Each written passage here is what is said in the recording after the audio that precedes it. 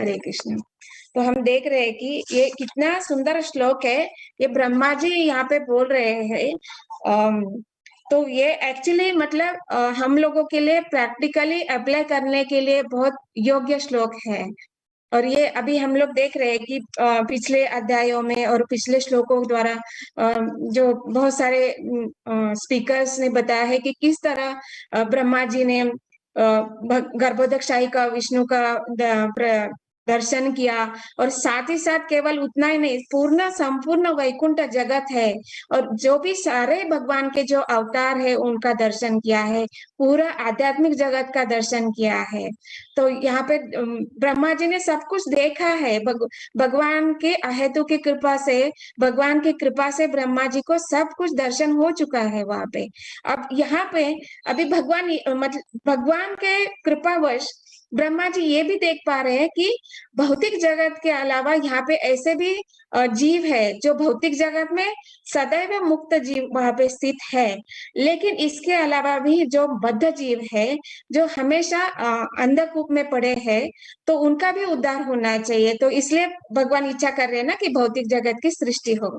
और ये भौतिक जगत का सृष्टि का निमित्त किसको बनाया जा रहा है? ब्रह्मा जी को बनाया जा रहा है। तो ये ब्रह्मा जी अभी देख रहे हैं कि ये बद्ध जीव यहाँ पे इस प्रलय के जल में पड़े हैं, ऐसे ही पड़े हैं अपने स्वभाव के अनुसार, अपने कर्म के अनुसार ये ऐसे है। तो उनके लिए अभी क्रिएशन करने के लिए भगवान ने अभी बताया है।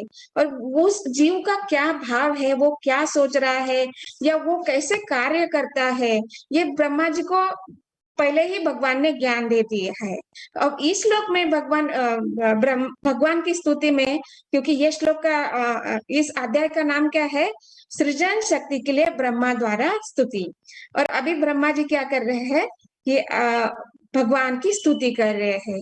और इस स्तुति में अभी ये श्लोक प्रस्तुत कर रहे हैं कि किस प्रकार ये सारे जो जीव है, जो बद्ध स्थिति में है, उनका क्या स्वभाव है और वो किस प्रकार बद्ध हो चुके हैं, ये यहाँ पे। और उनको अभी ये बद्ध स्थिति से उनको मुक्त स्थिति में लाना है, तो उनको क्या करना चाहिए, या ऐसा कौन सा मार्ग होना चाहिए कि वो इस बद्ध अवस्था से मुक्त स्थिति में आ सके, ये ब्रह्मा जी सोच रहे हैं। तो अब यहाँ पे इस श्लोक में अनुवाद में श्रील प्रभुपाद इतना सुंदर अनुवाद कर रहे हैं कि हे प्रभु, संसार के लोग समस्त भौतिक चिंताओं से उद्विग्न रहते हैं, वह सदैव भयभीत रहते हैं।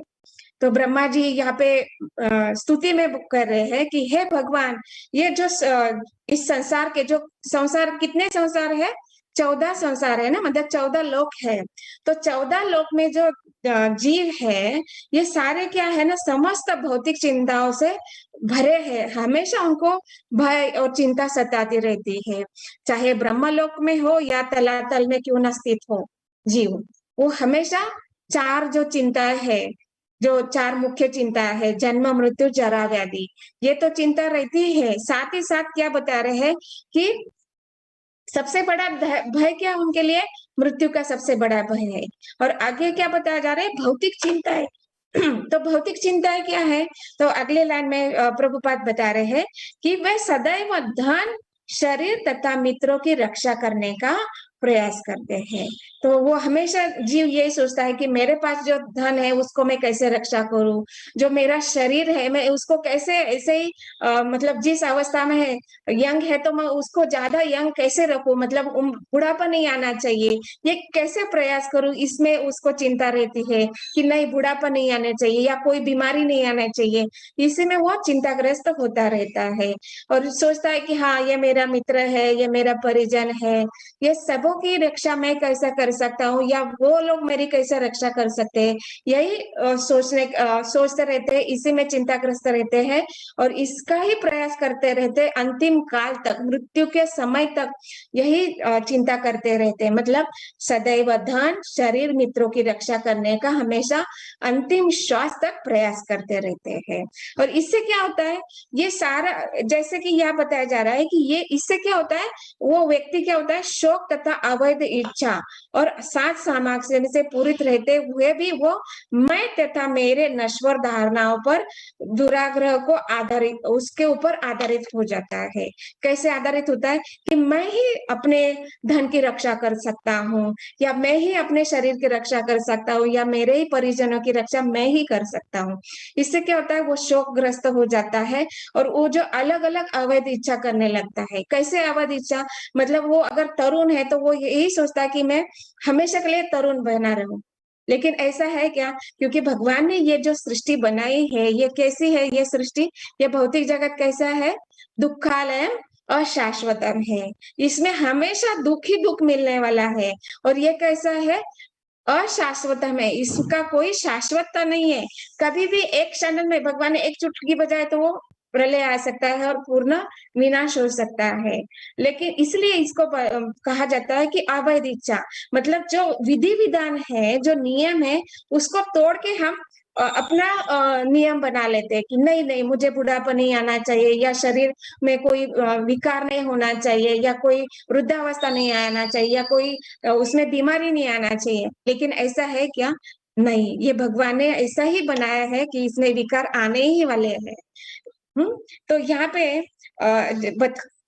बताया जा रहा है अनुवाद में कि जब तक वे आपके सुरक्षित चरण कमलों की शरण ग्रहण नहीं करते, तब तक वे ऐसी चिंताओं से भरे रहेंगे।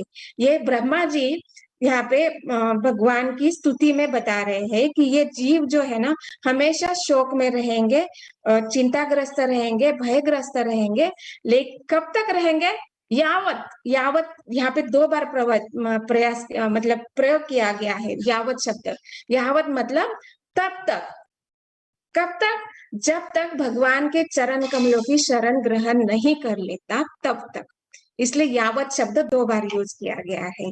जब तक मतलब तब तक। जब तक वो शरण ग्रहण नहीं लेकर लेता, तब तक वो हमेशा चिंताग्रस्त रहेगा।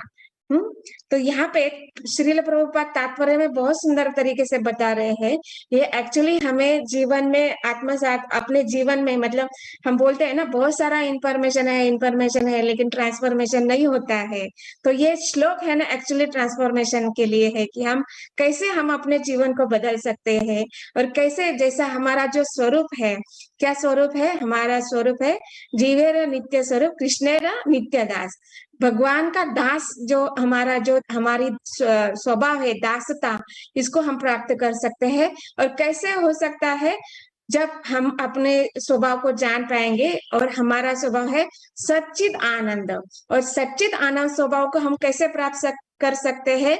जब तक, तावत, जब तक हम भगवान के चरण कमल को शरण ग्रहण नहीं करते, तब तक हम हमेशा ऐसे दुख में रहेंगे, शोक में रहेंगे, और हमेशा हमारा चिंताग्रस्त रहेगा।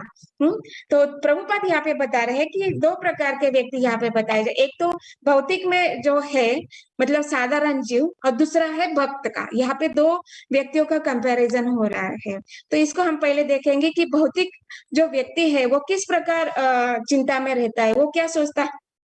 मतलब जनरली जब हम मंदिर में लोग आते हैं तो जनरली लोग पूछते हैं ना कि हाँ, तो ये तो हरे कृष्णा वाले लोग हैं, हमेशा दिन हो या रात हो, या कोई कार्य करते क्यों ना हो, ड्राइविंग कर लो या बस में क्यों ना बैठा हो, या वॉकिंग कर रहा हो, कुछ भी कार्य कर रहा हो, लेकिन वो हमेशा क्या कर रहा है? भगवान का नाम कर रहा है। तो मतलब ये जो भौतिकतावादी लोग है, जो मटेरियलिस्ट है, वो सोचते क्या केवल नाम लेने से सब कुछ हो जाएगा क्या? हाँ? जिसका पेट खाली है वो कैसे भगवान का नाम ले सकता है? उसके पेट में अन्न नहीं है, उसको भूख लगा है, उसके पास कपड़े नहीं है, बराबर से फटे पुराने कपड़े हैं, उसके पास रहने के लिए छत नहीं है, वो कैसे भगवान का नाम ले सकता है?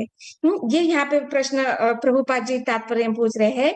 कोई ये प्रश्न कर सकता है कि यदि कोई पारिवारिक मामलों के विचारों से उद्विग्न रहे, तो किस तरह वो सदैव भगवान के नाम, यश, गुण इत्यादि का चिंतन कर सकता है? कोई कर सकता है क्या? तो ये यहाँ पे प्रश्न पूछा जा रहा है। और प्रभुपाद जी आगे बता रहे हैं कि भौतिक जगत का हर व्यक्ति इन विचारों में डूबा रहता है कि किस प्रकार परिवार का भरण पोषण करे, किस प्रकार रक्षा करे, किस प्रकार अपने मित्रों और संबंधियों को साथ मिलकर रहे, और जो भी अपनी स्थिति है उसको हमेशा बताए रहे। तो इसके उत्तर में अभी प्रभु ब्रह्मा जी बता रहे कि हमें क्या करना है। तो हमें क्या करना है कि जैसे अभी नेक्स्ट पैराग्राफ में बताया जा रहा है कि हमें क्या करना है, भक्त बनने का प्रयास करना है। क्या ऐसे कोई व्यक्ति है, मतलब हम जैसे अभी बहुत सारे क्लास अटेंड कर रहे हैं या सुन रहे हैं प्रभुपाद जी के लेक्चर्स या सीनियर डीओटी के लेक्चर्स हम सुन रहे हैं, तो उसमें कोई ऐसा व्यक्ति है कि जिसके पास धन नहीं है लेकिन वो शुद्ध भक्त है, या ऐसा कोई उदाहरण याद आता है किसी को? शुद्ध भक्त है लेकिन उसके पास धन नहीं है। सुधरेंगे माता जी? नरसिंह मेहता, नरसिंह मेहता, यस, सुदामा, सुदामा, हाँ सुदामा, यस। तो हम देखते हैं कि मतलब उनके पास धन नहीं है। और एक उदाहरण मैं ऐड करना चाहूंगी, श्रीधर कोलावेचा जो मायापुर धाम में रहते हैं। तो मतलब उनका क्या है, क्या करते हैं, केले के पत्ते आते हैं, केले के पत्ते के दोना बनाते हैं और वहां पे बेचने के लिए मार्केट में खड़े हो जाते हैं। तो अभी सोचिए, वो जो धाम है, जो मायापुर धाम है, वो कैसा है, गंगा के किनारे है और वहां पे बहुत सारा जल है। तो वहां पे केले के पौधे मतलब कहीं पे भी मिल जाते हैं ना, गंगा के तट पे। मतलब इतना वहां पे मिट्टी इतना सुपीक है, वो जमीन इतना सुपीक है, कोई भी पौधा आसानी से उग जाता है। और केले का पत्ता के लिए कि तो मतलब पानी के मतलब कहीं पे भी वो केले का पत्ता मिल जाता है। लेकिन इनका व्यवसाय क्या है, केले के पत्ते का दोना बना के बेचना। तो अभी सोचिए, मतलब जो आसानी से वहां पे उपलब्ध है, तो कोई लेगा क्या वो दोना, केले का पत्ता का दोना कोई लेगा क्या? नहीं। लेकिन फिर भी वो उनका अपना बिजनेस है। और जो भी बिजनेस वो कर रहे हैं, वो चाहे दिन में 10 पत्ते दोने क्यों ना सेल हो जाए, उसमें से क्या कर रहे हैं, वो 5 जो पत्ते का जो धन उनको मिला है, वो अपना क्या करते हैं, गंगा की पूजा के लिए अर्जन करते हैं। मतलब आधा धन वो दान में दे रहे गंगा पूजन के लिए, और आधा धन रख रहे अपने निजी व्यवसाय के लिए। तो सोचिए, मतलब जो आसानी से उपलब्ध है केले का पत्ता, उसका दोना बना के बेचे, तो कितना बिजनेस हो सकता है। इस पर भी वो मतलब उनके पास कोई धन नहीं है, फिर भी कितने बड़े भक्त है, कि इतने बड़े शुद्ध भक्त है कि स्वयं चैतन्य महाप्रभु, स्वयं भगवान उनके घर में आते हैं उनको मिलने के लिए, और उनके जो टूटा फूटा बर्तन है उसमें वो प्रसाद स्वीकार करते हैं। और बर्तन भी ऐसे नहीं कि 2-3 बर्तन है, एक ही बर्तन है उनके पास, उसी में वो सब कुछ कार्य करते हैं। और उसी बर्तन में भगवान चैतन्य महाप्रभु उनका हाथ से प्रसाद स्वीकार करते हैं। तो मतलब ऐसा नहीं है कि यहाँ पे जैसे प्रश्न पूछा जा रहा है ना, कि कोई भूखा है, पारिवारिक मामले में उलझा हुआ है कि कैसे धन अर्जन करे, तो हम कैसे भगवान का नाम या उनका सदैव चिंतन कर सकते हैं? नहीं, शास्त्रों में बहुत सारे उदाहरण है। और ऐसे भी उदाहरण है कि बहुत सारा धन संपत्ति ऐश्वर्य है उनके पास, मतलब गोल्ड के प्लेट में खाते हैं, चांदी के ग्लास से पानी पीते हैं, रेशमी वस्त्र पहनते हैं, साज सामग्री है, नौकर चाकर है, मतलब बहुत सारे वाहन है उनके दरवाजे के सामने खड़े, फिर भी वो भगवान के भक्त बने हैं। तो ऐसा कोई उदाहरण है जो लाइव हम देखते हैं अपने जीवन में? यस हसबा माता जी। Alfred Ford. यस माता जी। यस आकांक्षा आदित्य माता जी। अम्बरीश महाराज जी। यस माता जी। हरे कृष्ण। और किसी को कोई याद आ रहा है? गोस्वामी। हाँ, हरि बोल, बहुत सुंदर। और एक रथ यात्रा का एग्जाम्पल है, राजा माता जी। हाँ बिल्कुल सही। तो जैसे ये शास्त्रों में बहुत सारे उदाहरण हम लोगों को देखते हैं कि बहुत ऑपुलेंस है उनके पास, बहुत ऐश्वर्य है, बहुत धन है, बहुत सुख सुविधा है, फिर भी वो क्या है, इतने हम्बल है कि भगवान का जब रथ निकलता है तो क्या कर रहे हैं, एक साधारण सा झाड़ू लेके रास्ते को साफ कर रहे हैं। मतलब जब भगवान का रथ निकलता है यात्रा के लिए, तो वो भगवान के सामने क्या कर रहे हैं, झाड़ू लगा रहे हैं। तब वो ये नहीं सोच रहे कि मेरे पास इतना धन है, मेरे पास ऐश्वर्य है, मैं 5-10 लोग नौकरों को भेज देता और वो रास्ता साफ कर लेंगे। नहीं, उनका ये भाव नहीं, वो उनका भाव क्या है, नहीं, मैं भगवान ही मेरे स्वामी है, और जो कुछ उन्होंने मुझे दिया है ये भगवान का ही ऐश्वर्य है, ये उनका भाव होता है। तो ये मेरा क्या है, स्वरूप क्या है, मैं भगवान का दास हूँ। तो ये दासता वो यहाँ पे दिखा रहे हैं। तो मतलब यहाँ पे ऐसा नहीं है कि मेरे मतलब लोग सोचते हैं ना कि ऐसा होता है जनरली, देखते हैं कि इस भौतिक जगत में बहुत सारे लोगों के पास धन है, ऐश्वर्य है, सुख है, लेकिन वो सब भक्त बने हैं क्या? मतलब पहले पैराग्राफ में पूछा गया ना कि धन नहीं है तो लोग कैसे, जनरली मंदिर में ऐसा पूछा जाता है जब प्रीचिंग करते हैं हम लोग, तो पूछा जाता है कि हमारे पास धन नहीं है, खाने के लिए पैसा नहीं है, रहने के लिए घर नहीं है, कपड़ा नहीं है, तो कैसे हम भगवान का चिंतन कर सकते हैं? मतलब पूछते हैं ना कि भूखे कोई कैसे भगवान का स्मरण कर सकते हैं। लेकिन अगर देखा जाए तो भौतिक जगत में बहुत सारे लोगों के पास धन है, तो सब लोग भक्त बने हैं क्या? नहीं। तो दैट मीन्स ये होता है ना कि स्पिरिचुअल और भौतिक ये दोनों चीज अलग है। भक्ति करना एक चीज अलग है, तो इसके लिए कोई मटेरियल सुविधा हो या ना हो, आप तभी भी उसमें भगवान की भक्ति कर सकते हैं। जैसे कि स्वयं भगवान बता रहे हैं ना, भगवत गीता में क्या बता रहे हैं, पत्रम पुष्पम फलम तोयम, आप केवल मुझे पत्र, पुष्प, फल और जल अर्पित कर सकते हो, लेकिन कैसे? प्रेम से और भक्ति भाव से। तो वो मुझे भगवान तो क्या है ना, भगवान आत्माराम है, भगवान को कोई जरूरत है? भगवान कहाँ पे रहते हैं? चिंतामणि धाम में रहते हैं, गोलोक धाम में रहने वाले भगवान, और करोड़ों करोड़ लक्ष्मियां उनके चरण कमलों की सेवा कर रही है। कोई झाड़ू मार रहा है, कोई डस्टिंग कर रहा है, कोई कपड़े ये कर रहा है, कपड़े कोई मतलब भगवान को फैन कर रहा है, कोई चरण कमल की सेवा कर रहा है, कोई पिकॉक फेदर का उनको फैन कर रहा है, कोई चावल ढुला रहे हैं। इतने सारे करोड़ों करोड़ लक्ष्मियां वहां पे लाइन लगा के खड़ी कि मेरा नंबर कब आए। हर लक्ष्य सोच रहे हैं कि मेरा नंबर कब आएगा, मैं अभी उसका आ गया, अभी मेरा कब आएगा। ये लाइन लगा के खड़े हैं। ऐसे भगवान को ये हमारा जल पुष्प की कोई आवश्यकता है क्या? नहीं, भगवान को ये सब चीजों की आवश्यकता नहीं है। भगवान क्या चाहते हैं कि आप किस भाव से मुझे दे रहे हैं, वो भाव, इसलिए बोलते हैं ना, भगवान क्या है, भाव का ही जनार्दन है। भगवान को तो क्या भक्ति करने के लिए धन की आवश्यकता है? नहीं है। तो यही प्रभुपाद जी बता रहे हैं। और जो भक्त है वो क्या सोचता है कि मेरे पास जो धन है वो मैं किस प्रकार भगवान के सेवा में लगाऊं। जो धन मुझे मिल रहा है, मतलब जो आवश्यकता, जितनी आवश्यकता है उसका यूज तो करो, जरूर करना है, क्योंकि भक्त है तो ऐसा नहीं कि भूखा रह के भक्ति करे।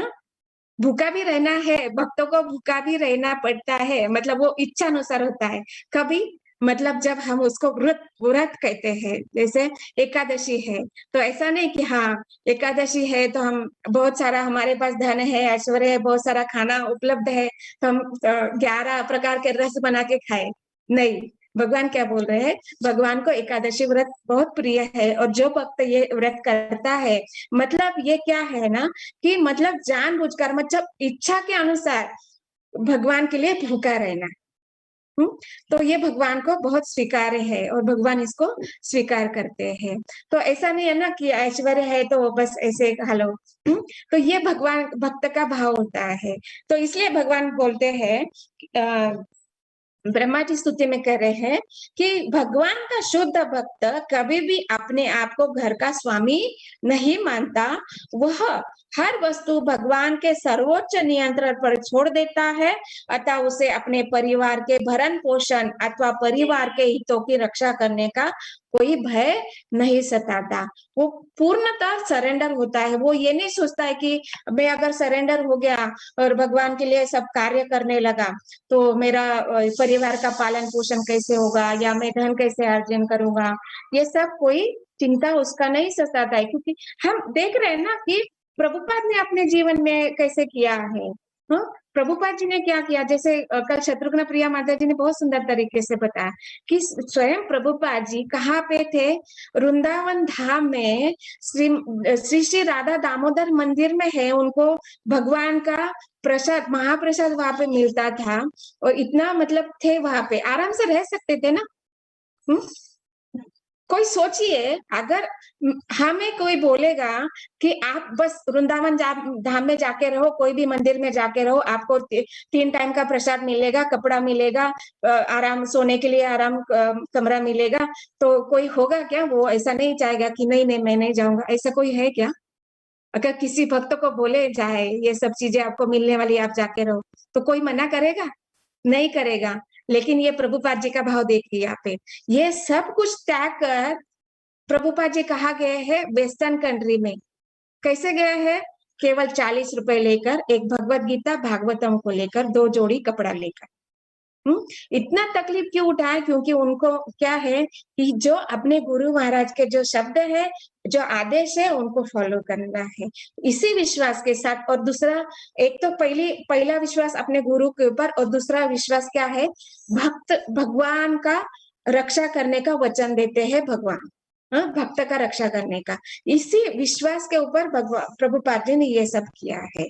तो ये होता है, तो प्रभुपाद ने ये नहीं सोचा कि मैं अपना घर परिवार, अपना बिजनेस सब त्याग कर, अपनी मेरे जन्मभूमि त्याग कर वहां पे क्यों जाऊं, ये नहीं सोचा ना।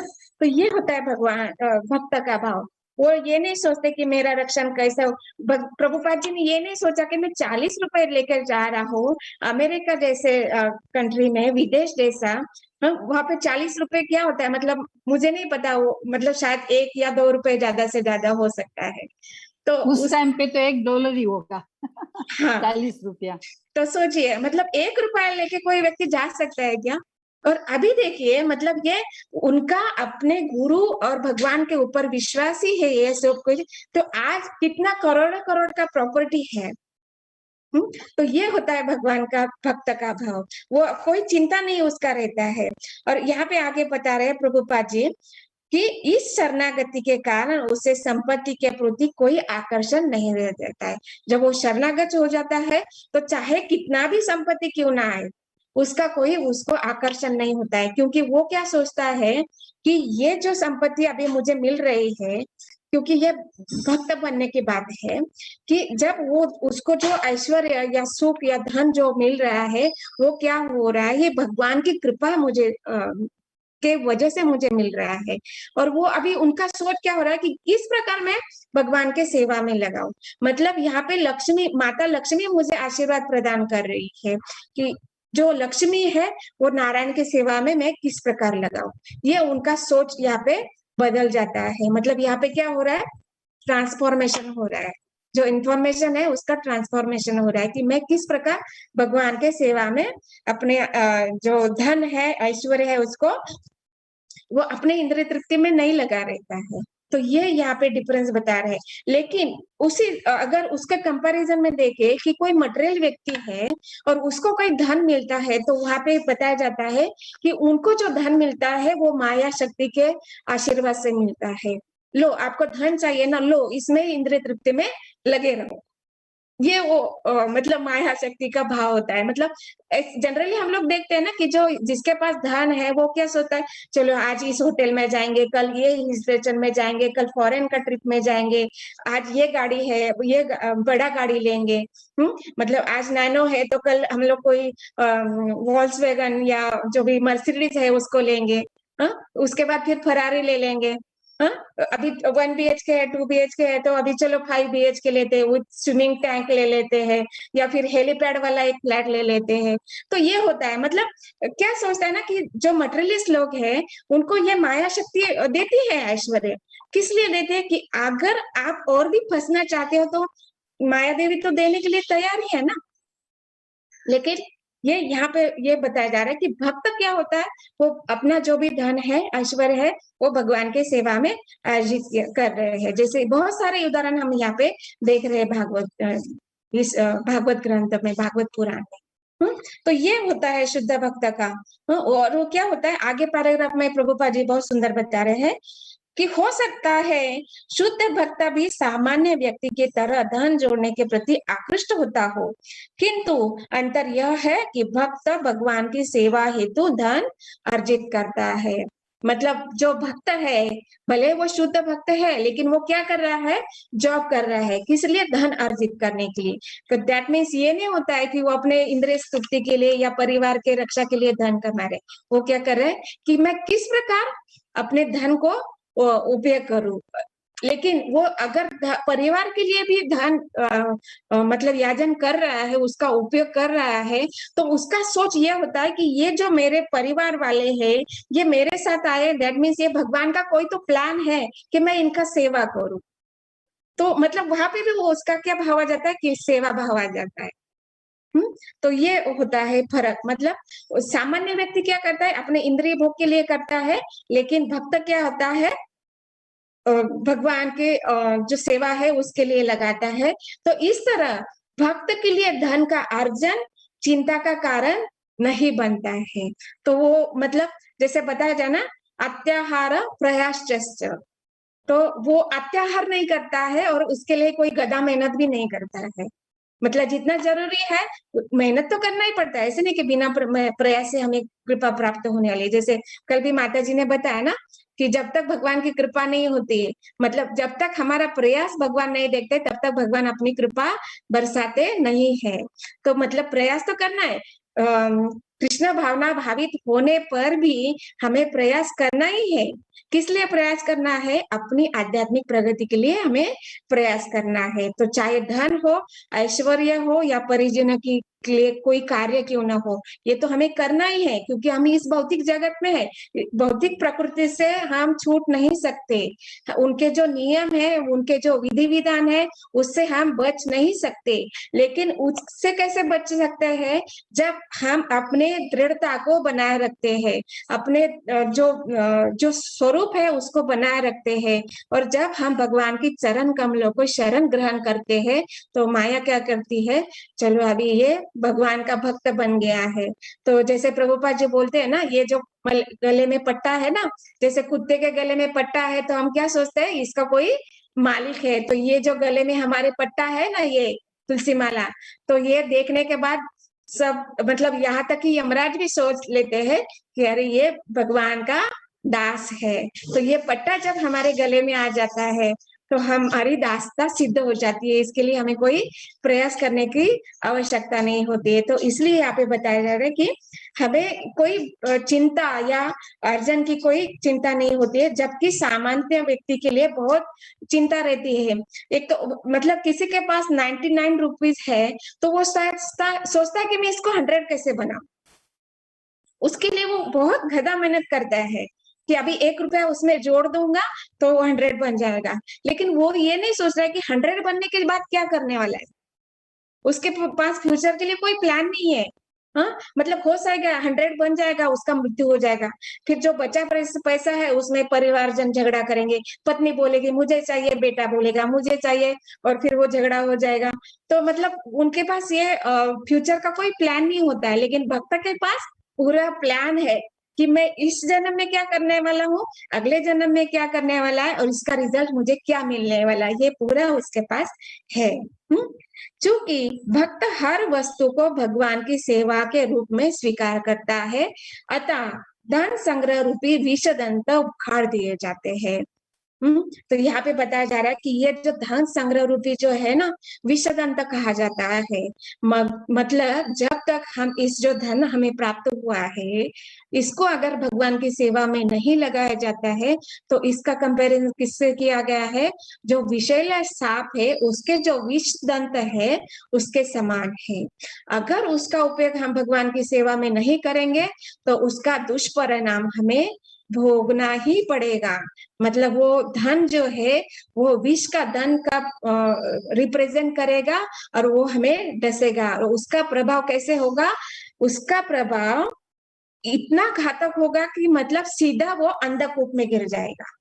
और अंधकूप कैसा होता है, ना तो उसमें जल है, ना कोई प्रकाश है, और उसमें बहुत सारे कीड़े मकोड़े होते हैं, जैसे स्कॉर्पियन हो या चूहे, और बहुत सारे जुए होती है, बोलते उसको क्या बोलते हैं, बेडवर्म्स, क्या बोलते हैं उसको, ढेकुन मराठी में क्या मतलब, हिंदी मुझे याद नहीं आ रहा है, तो बेड बग्स होते हैं। तो मतलब ऐसे सारे खटमल हाँ, तो मतलब बहुत सारे खटमल ऐसे होते हैं कि वहां पे हम ना तो बैठ सकते हैं, ना खड़े हो सकते हैं, ना सो सकते हैं। ऐसे स्थिति में हम अंधकूप में गिर जाते हैं, और वो केवल एक टाइम के लिए नहीं है, वो जन्मों जन्मों तक, मतलब करोड़ों सालों तक हमें वहां पे रहना पड़ता है। ये ऐसे इस प्रकार हमारा अधपतन हो सकता है, अगर इसमें हम धन का अर्जन भगवान की सेवा में नहीं करते हैं, और वो जो विषदंत रूपी जो सर्प है हमें अगर काट लेता है। इसी तरह भगवान के निमित्त अर्जित धन के विषैले दात नहीं होते हैं। मतलब व्यक्ति जो भक्त है वो धन अर्जित करता है, तो उसके लिए वो जो घातक विष है उसका कोई प्रभाव नहीं होता है। मतलब एक तरह से कहा जा सकता है कि जो विषैले दंत है उसको उखाड़ फेंक दिया जाता है। अगर विषैले दंत उखाड़ फेंक दिया और उस सांप ने अगर भक्त को काट लिया, तो उसका प्रभाव होने वाला है क्या? नहीं होगा। तो यही यहाँ पे बताया जा रहा है, और इसका प्रभाव घातक नहीं होता है। और यहाँ पे बताया जाता है, शुद्ध भक्त जगत में सामान्य व्यक्ति के तरह रहते हुए भी भौतिक सांसारिक मामलों के फंदे में नहीं फंसता। तो ये होता है जगत, मतलब इस जो व्यक्ति है, जो शुद्ध भक्त है, जिसने भगवान की चरण कमल की शरण ग्रहण कर ली है, वो और इस भौतिक जगत में है, उसको सभी प्रकार के दुख मिलने वाले हैं। 4 प्रकार के दुख है, बोनस में जो दुर्गा देवी जो आध्यात्मिक, आदि दैविक, आदि भौतिक देने वाली है, वो उसमें भी वो फंसा है। लेकिन वो क्या कर रहा है?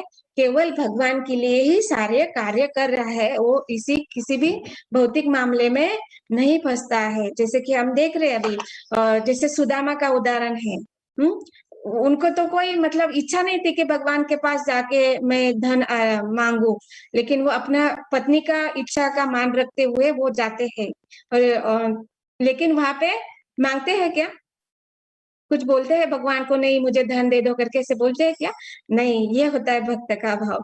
और इतने पर भी जो कुछ वो अपना जो पोहा लेके जाते हैं, और भगवान को वो देना भी नहीं चाहते हैं। क्यों नहीं चाहते हैं? क्योंकि भगवान कौन है? अखिल ब्रह्मांड नायक है, इतने सारे ब्रह्मांडों के नायक है, स्वामी है।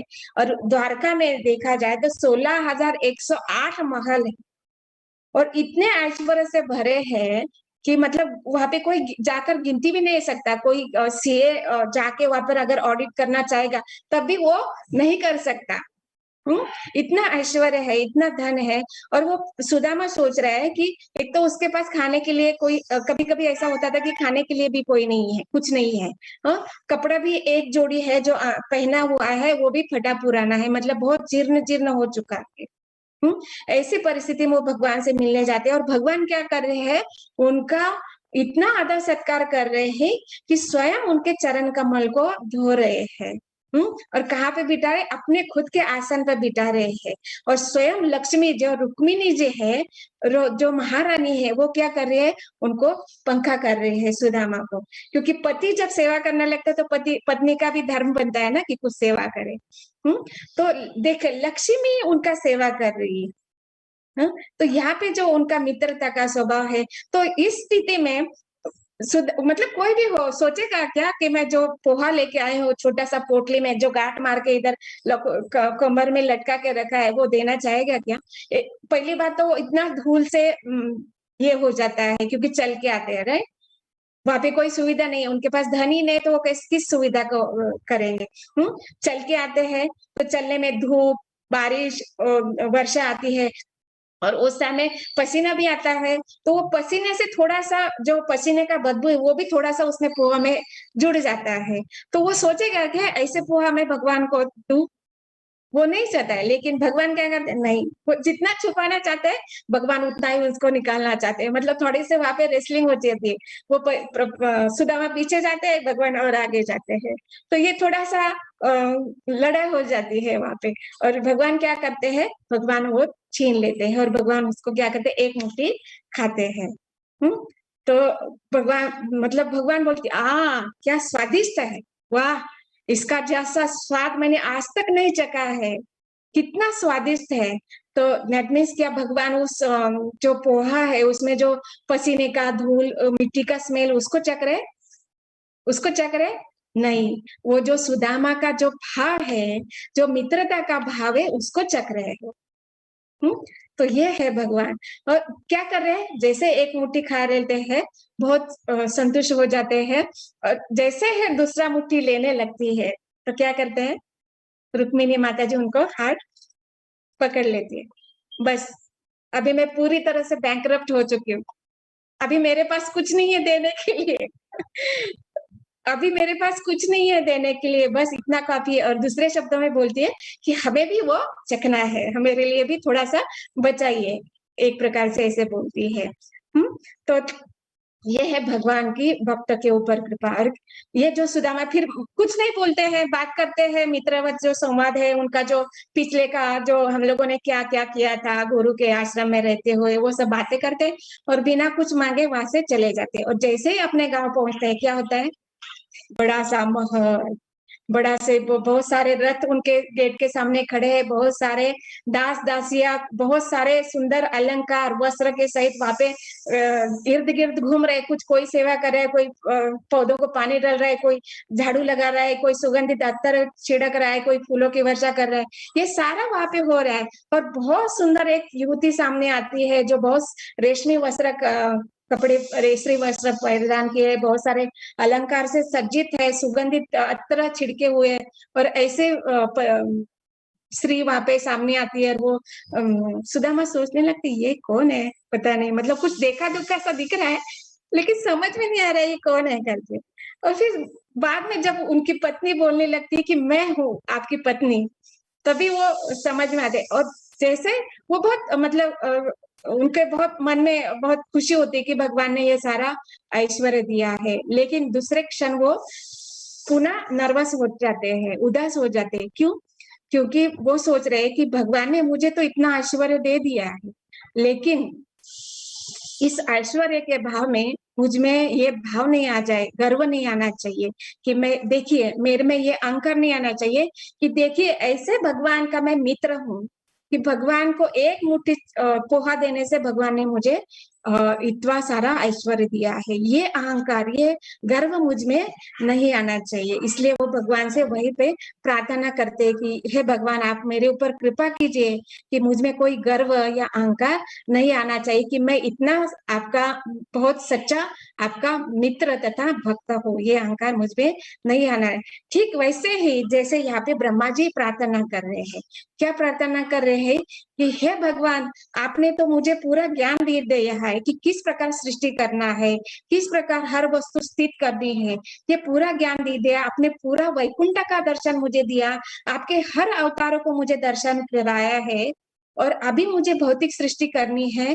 और इसलिए मुझे यह गर्व नहीं आ जाना चाहिए कि मैं इस सृष्टि का परमेश्वर हूँ, मैंने ही ये सृष्टि निर्माण की है, ये गर्व मुझ में नहीं आना चाहिए। तो ये यहाँ पे ब्रह्मा जी प्रार्थना कर रहे हैं। तो इस प्रकार हम देखते हैं, इसलिए मैंने शुरू में कहा था ना कि ये जो श्लोक है ना, हमारे जीवन में बहुत एप्लीकेबल है, कि जब भी हमें धन मिलता है हमें भगवान की सेवा में लगाना चाहिए। जैसे प्रभुपाद ने अपने जीवन में भी दिखा दिया ना, कि उनके गुरु महाराज ने बोला था, क्या बताया था, कि जब भी आपको धन मिले मेरे पुस्तकों को प्रिंट करना, मेरे पुस्तकों को छापना, जिससे क्या होगा कि ये जो भगवान चैतन्य महाप्रभु का जो उनके द्वारा जो प्रदर्शित ज्ञान है वो हर जन जन में पहुंचे, हर नगर में, हर ग्राम में प्रचार होना चाहिए, मेरे नाम का प्रचार होना चाहिए।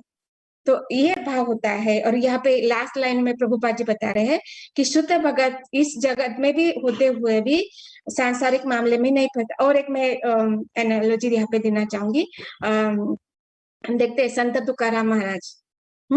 तो संत तुकाराम महाराज के पास कोई ऐश्वर्य धन नहीं था, मतलब शुरू में था, लेकिन बाद में ऐसा हो गया कि लास्ट में जब पत्नी बच्चे हो गए तो उनके पास कोई धन नहीं होता था, तो वो काम के लिए यहाँ जाते थे।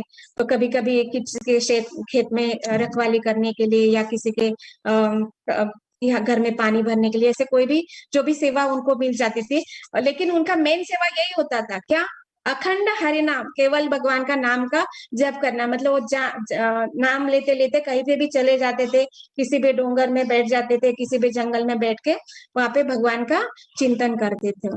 तो ये सब सुन के उस टाइम में शिवाजी महाराज ये थे। तो शिवाजी महाराज उनका सुन के एक बार आते हैं उनको मिलने के लिए, लेकिन वो डायरेक्ट मिलने के लिए नहीं जाते हैं, थोड़ा दूर खड़े हो जाते हैं और अपने सैनिकों और मंत्रियों को आगे भेजते हैं, थोड़ा सा उनके लिए धन और वस्त्र सब लेके उनके पास संत तुकाराम के घर में भेज देते हैं। तभी वो टाइम में संत तुकाराम घर में नहीं होते हैं, उनकी पत्नी और बच्चे होते हैं। तो ऑब्वियसली मतलब किसी को, मतलब ये स्वाभाविक है ना कि किसी ने देखा नहीं है, मतलब बहुत सारा थाली भर के मिठाई है, बहुत सारा फ्रूट है, बहुत सारे अलंकार है और रेशमी वस्त्र है, तो तुरंत वो इच्छा करेंगे ना कि हाँ मुझे भी चखना है या मुझे भी पहनना है। तो बिल्कुल ऐसे ही भाव उनके पत्नी और बच्चे में आ जाता है, वो तुरंत सब कुछ खाने लगते हैं और अलंकार पहनने लगते हैं, वस्त्र पहनने लगते हैं, तो बहुत खुश हो जाते हैं। और ये सब सैनिक और मंत्री सब बहुत आश्चर्य से देखते रहते हैं कि ये लोग कैसे मतलब उनका क्या भाव है, वो कैसे ये कर रहे हैं, सब देखते रहते हैं। तो तभी वो टाइम में संत तुकाराम आते हैं घर में और देखते हैं कि ये सब क्या हो रहा है करके। तो मंत्री को पूछते हैं कि आप कौन हो महाशय? तो वो बताते कि हम शिवाजी महाराज के मंत्री हैं और उन्होंने आपके लिए गिफ्ट भेजा है, आपके लिए भेंट भेंट भेजा है। तो देखते हैं, फिर ढूंढते, मतलब उनको मालूम नहीं पड़ता है, वो अंदर जाके ढूंढते हैं, आवली आवली कुठे है? मतलब उनका पत्नी का नाम आवली है ना, वो पूछ रहे कि कहाँ पे हो आप? हाँ, मतलब वो वहां पे रेशमी वस्त्र और घूंघट डाल के बैठे, अलंकार पहन पहन के, उनको समझ में नहीं आ रहा है कि ये यही मेरे बच्चे आवड़ी है। और वो सब हंस के उनके तरफ देखते हैं, अरे आम्ही तर इथेच आहोत, ऐसे दिखा दे। तो जैसे दिखा दे तो संत तुकाराम बहुत थोड़ा सा उदास हो जाते हैं और वो कहते हैं कि उनको ये सब वापस उनको देना है, हमें ये अच्छा, मतलब हमारे लिए ये अच्छा नहीं है। तो यहाँ पे एक उनका एक अभंग है और बताते हैं कि ये जो स्वर्ण है या ये जो धन ऐश्वर्य है, ये हमारे लिए मिट्टी के समान है। हमें तो केवल भगवान का नाम का ही धन हमारे पास है और वही बहुत महत्वपूर्ण है। और जो भी शिवाजी महाराज अगर कोई हमें गिफ्ट देना चाहते हैं तो केवल मैं चाहूंगा कि भगवान का नाम ही वो उनके मुख में होना चाहिए। तो एक अभंग वहां पे बताया गया, तो मैं ये मराठी में है, मैं थोड़ा हिंदी में भी ट्रांसलेट करूंगी। आम्ही तेने सुखी मना विठ्ठल मुखी, तुमचे ये रवित धन ते मज मृत्तिके समान, कंठी मिरवा तुळशी व्रत करा एकादशी, म्हणता हरीचे दास तुका म्हणे मज हीच आस। एक बार मैं और रिपीट करूंगी। आम्ही तेने सुखी, अम्मा विठ्ठल मुखी, तुमचे ये रवित धन ते मज मृत्तिके समान, कंठी मिरवा तुळशी व्रत करा एकादशी, म्हणता हरीचे दास तुका म्हणे मज हीच आस। तो यहाँ पे बताया जा रहा है कि हम अब जो भी स्थिति में हम है, जिस स्थिति में हमें भगवान ने रखा है, इसमें हम बहुत सेटिस्फाइड, मतलब हम बहुत समाधान को अनुभव कर रहे हैं, बहुत सेटिस्फाइड है इस स्थिति में। केवल अगर आपको कुछ गिफ्ट देना ही है तो आप मना विठ्ठल मुखी, मतलब भगवान विठ्ठल का ही नाम आपको लेना है। तुमचे एर वित्त धन, आपका ये जो धन है, ये जो ऐश्वर्य है, ये एर मज मृत्यु के समान, ये सारा क्या है, मेरे लिए मिट्टी के समान है, इसके लिए मेरे कोई वैल्यू नहीं है मेरे लिए। कंठी मेळवा तुळशी, मतलब ये कंठी जो है ना, आप गले में कंठी का माला धारण कीजिए, व्रत करा एकादशी, एकादशी का व्रत करने के लिए वहां पे बता रहे हैं। म्हणता हरीचे दास, आपको क्या बनना है, हरि का दास बनना है। तुका मने मज हीच आस, यही मेरी इच्छा है। ये शिवाजी महाराज के लिए तुकाराम महाराज बता रहे हैं। तो मतलब ये होता है शुद्ध भक्त का भाव कि जो धन है उनके लिए वो कंकड़ के समान है। और उनका क्या है, मेन असली धन क्या है, भगवान का नाम ही उनके असली धन है। और बताते हैं कि आपको क्या करना है। इसके लिए एक तो कंठी माला, तुलसी माला ग्रहण करनी है, और दूसरा क्या करना है, एकादशी व्रत स्वीकार करना है, और अपने आप को क्या समझना है, भगवान का दास समझना है। अभी सोचिए, ये जो भाव जिसका है, उसमें कोई अहंकार आता है, उसके अंदर कोई गर्व रहेगा नहीं। तो ये होता है शुद्ध भक्त का भाव। और ऐसा व्यक्ति किसी भी सांसारिक धन, ऐश्वर्य या किसी पारिवारिक चिंता में फंस सकता है? नहीं फंस सकता है। तो यही पे यहाँ पे बताया जा रहा है कि ब्रह्मा जी प्रार्थना कर रहे हैं कि मुझे भी आप ऐसा आशीर्वाद दीजिए कि मैं किसी गर्व या अहंकार में नहीं आना चाहूंगा। तो यहाँ पे मैं रुकना चाहूंगी। Thank you very much. ग्रंथराज श्रीमद् भागवतम की जय। श्रील प्रभुपाद की जय।